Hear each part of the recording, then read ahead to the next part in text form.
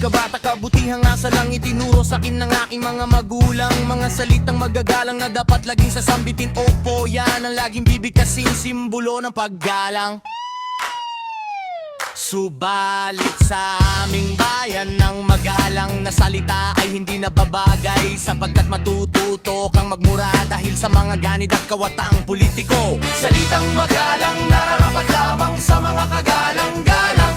Salitang bastos naman nararapat sa mga buwayang kawatan. Kung gusto mong igalang, dapat maging mabuti kang politiko.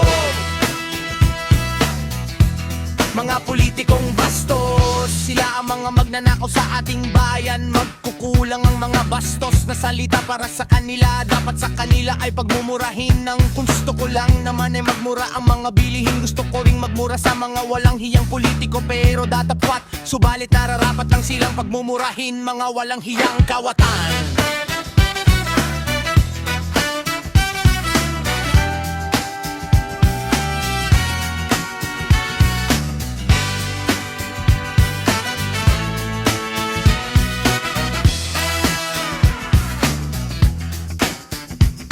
Salitang magalang nararapat lamang sa mga kagalang-galang. Salitang bastos naman nararapat sa mga buwayang kawatan. Kung gusto mong igalang, dapat maging mabuti kang politiko.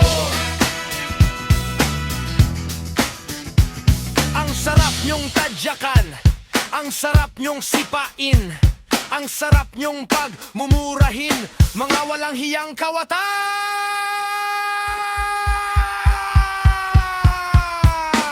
Salitang magalang